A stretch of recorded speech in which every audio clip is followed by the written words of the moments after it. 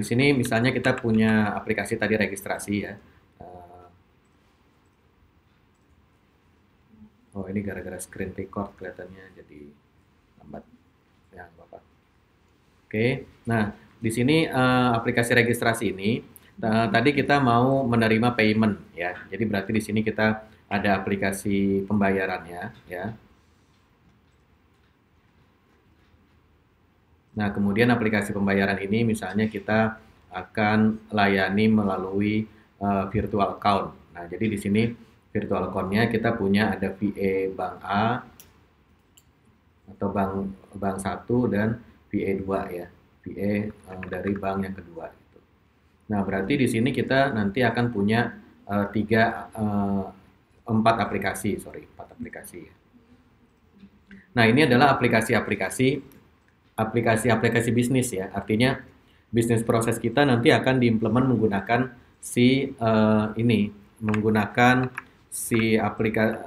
tiga aplikasi ini ya. Dengan 4 aplikasi tadi ya. Dengan 4 aplikasi ini. Nah, kemudian untuk supaya dia bisa bekerja dengan baik, kita butuh aplikasi pendukung atau supporting app ya.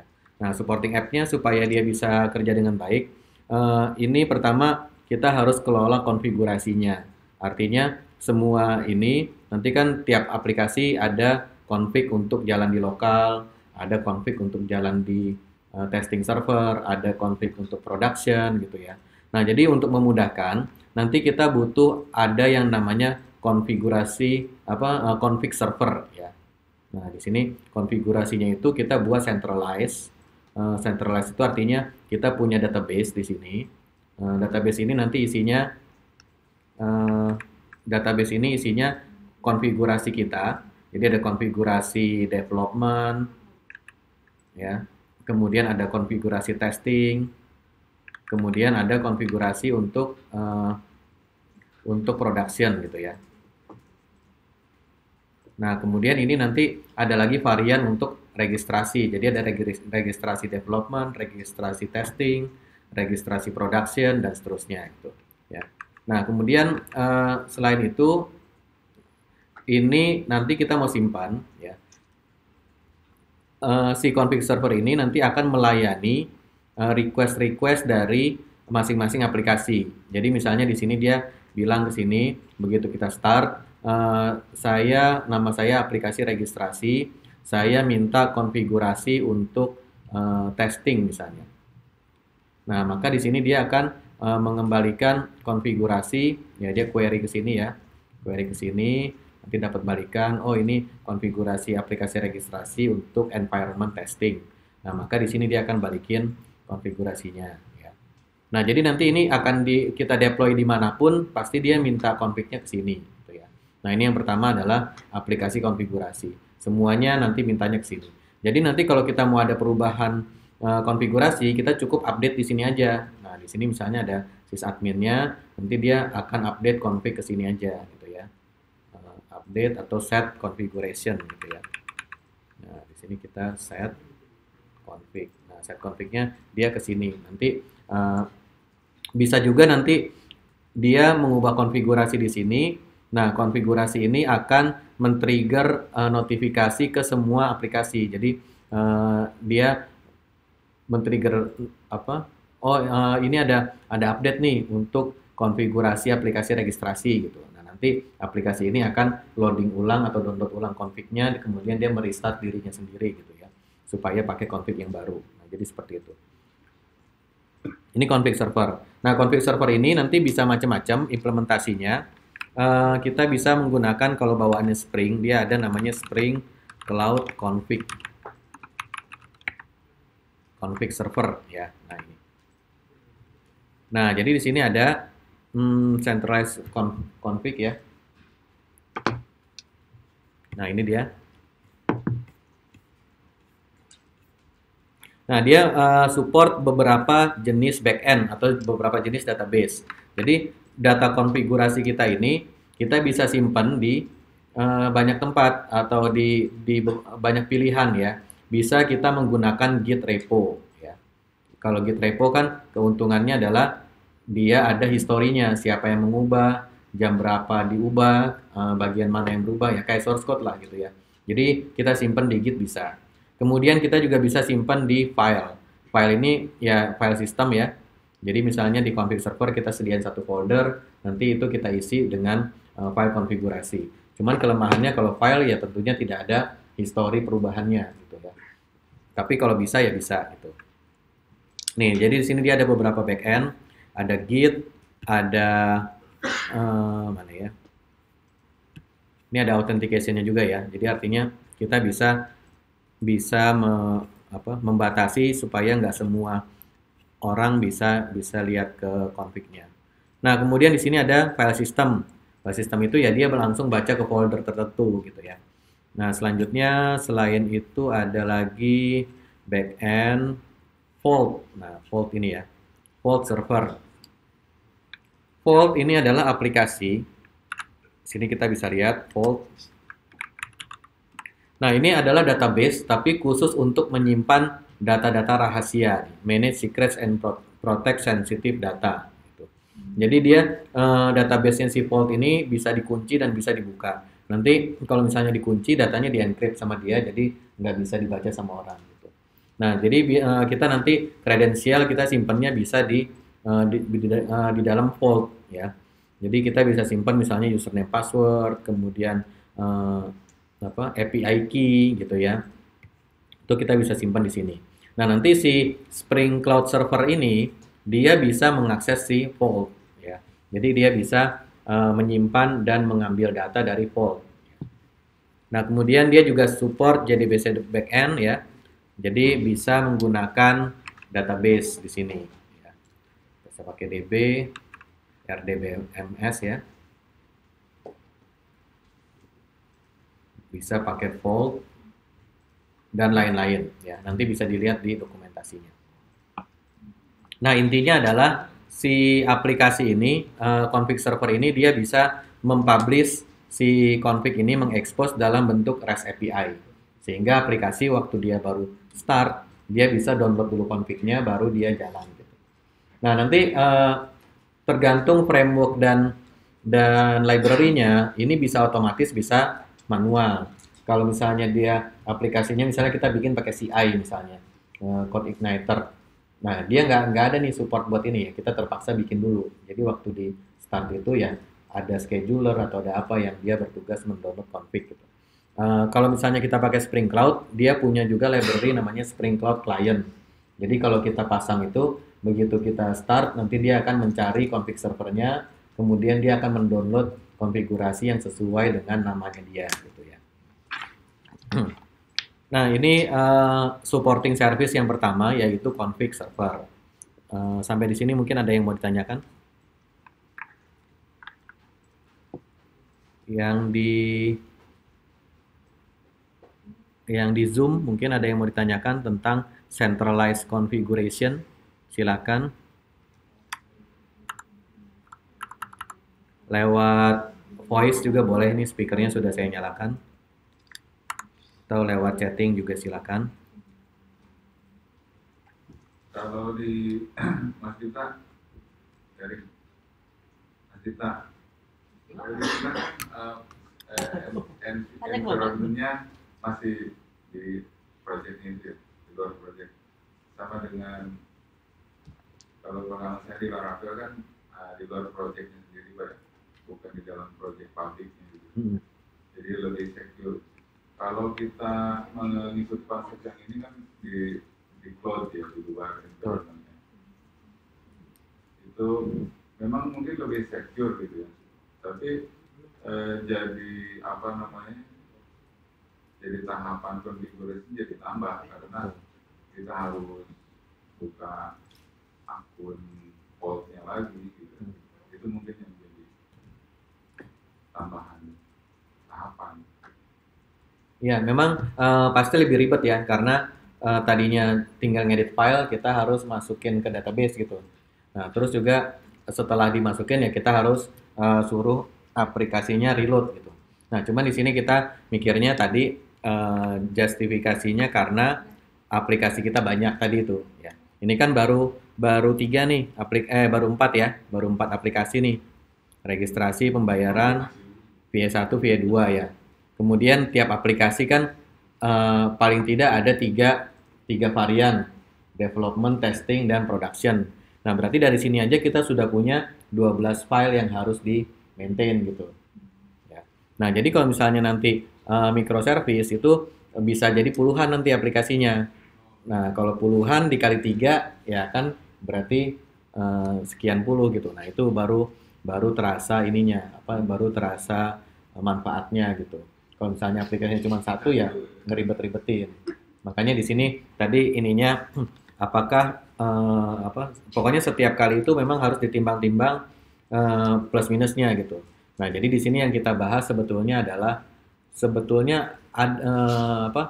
zaman sekarang itu state of the art-nya orang tuh yang tersedia apa sih gitu. Nah, nanti nggak artinya semua yang disebutkan di sini harus kita pakai semua ya. Kecuali mau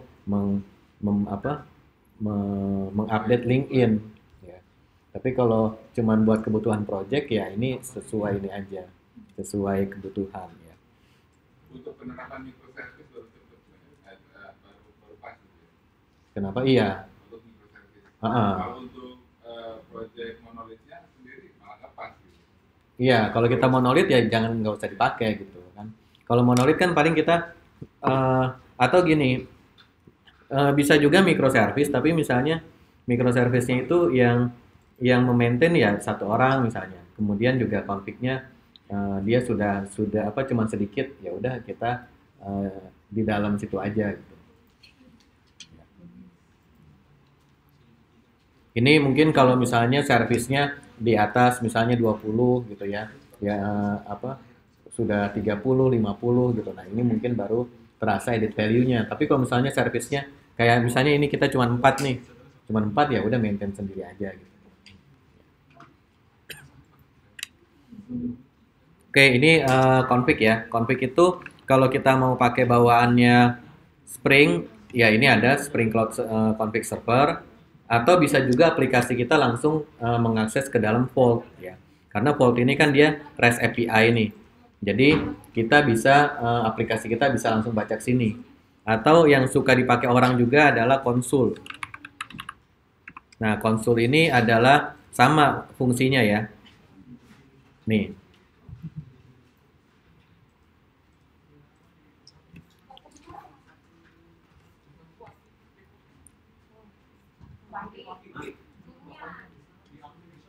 Zoomnya apa? Zoomnya nggak ada apa-apa. Oh ini nggak dengar apa-apa. Hah? Kalau tadi ini Pak, Bapak keluar dulu Pak, login lagi Pak. Keluar mana? Oh jangan. Kalau itu di internet. Oh, sorry, lupa di unmute. Diulang lagi udah lama. Oke, ya nggak apa-apa. Kita tadi membahas ini ya, config server. Jadi config server itu intinya adalah konfigurasi kita itu kita taruh di satu database yang kemudian diakses oleh semua aplikasi ya. Jadi ya tentunya ini tadi ada trade-off-nya, yaitu nanti jadi load time-nya atau waktu dia startup-nya pasti dia ada langkah tambahan untuk baca dulu konfigurasi baru dia bisa start gitu. Nah, tapi keuntungannya di sini kalau kita mau ganti konfigurasi cukup di satu tempat. Kemudian kalau misalnya kita menggunakan penyimpanannya kita simpan di Git, ini setiap perubahan konfigurasi itu tercatat siapa yang mengubah, kapan dia berubah, baris mana yang berubah, kemudian alasan atau komentar atau keterangan perubahan tersebut gitu ya. Nah, jadi seperti ini. Nah, di sini si config server ini kita bisa menggunakan bawaannya si Spring, yaitu Spring Cloud Config Server. Bisa juga menggunakan service lain seperti misalnya konsul ya. Konsul ini aplikasi lain yang bisa kita pakai buat menyimpan konfigurasi. Nah, kemudian kalau kita pakai Spring Cloud Config Server, dia punya beberapa pilihan backend atau tempat penyimpanan data ya. Bisa kita simpan di Git repo, bisa kita simpan di file biasa, folder ya. Tentunya kalau kita simpan di folder ya dia nanti kalau ada perubahan kita harus tidak tercatat siapa yang mengubah, historinya seperti apa nggak tercatat. Bisa kita simpan di database RDBMS, bisa juga kita simpan di Vault. Nah, Vault itu adalah aplikasi khusus untuk database kredensial. Jadi username password ini kita bisa pasang di sini, bisa simpan di sini ya. Oke, ini kira-kira si Vault Project ini kalau pernah pakai password manager ya seperti Bitwarden, LastPass dan sebagainya. Nah, ini versi aplikasinya dari password manager lah gitu kira-kiranya. Oke, nah berikutnya ini config server kira-kira seperti ini ya. Jadi ada aplikasi khusus untuk mempublish konfigurasi. Nanti aplikasi akan lihat config dari sini. Nah, tentunya nanti di sisi aplikasi juga harus kita modifikasi sehingga nanti waktu dia start atau dia butuh konfigurasi, dia minta ke server bukan baca yang di lokal. Kalau di Spring kita bisa menggunakan Spring Cloud Config Client. Nah, begitu ada di ClassPath nanti dia otomatis akan mencari konfigurasi di server gitu. Nah, syaratnya di sini dia harus membawa yang pertama ini application name-nya ya. Jadi ini aplikasi nama aplikasinya. Nah, yang kedua adalah profilnya ya.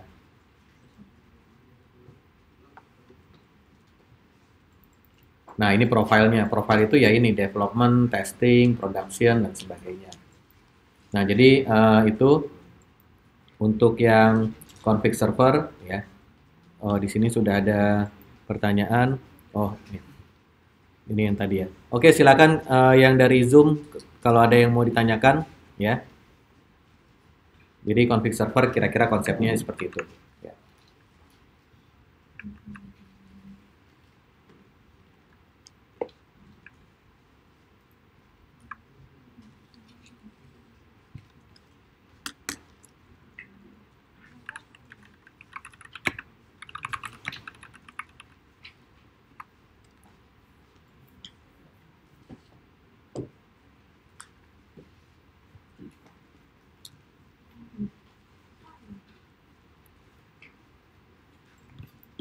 Nah, ini kalau pakai Kubernetes, biasanya dia sudah punya config server sendiri ya.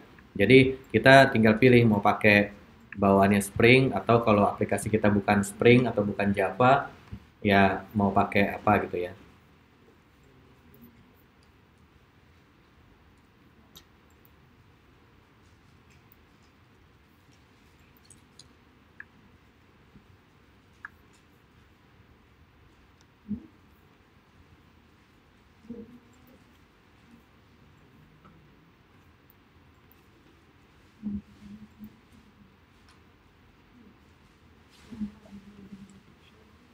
Nah, di sini ini Spring Framework dia bisa juga melihat konfigurasi dari config map-nya Kubernetes ya. Jadi nanti tinggal dipilih aja, terserah mau pakai config client, mau pakai config server, ini cloud config server, mau pakai konsul atau mau pakai konfigur ininya, mau pakai bawaannya Kubernetes dan lain-lain ya. Nanti bisa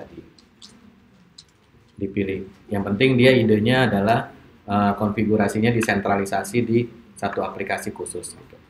Nah, ini tentunya kalau aplikasi cuma sedikit, ya ini ngerepot-repotin ya. Tapi kalau aplikasinya servisnya sudah banyak, misalnya udah 30 gitu ya. 30 dikali 3 ini environment-nya ya udah 90 file yang harus kita manage. Nah, jadi akan lebih mudah kalau pakai centralized config. Ya, terima kasih. Oke, silakan kalau ada yang mau ditanyakan tentang config server.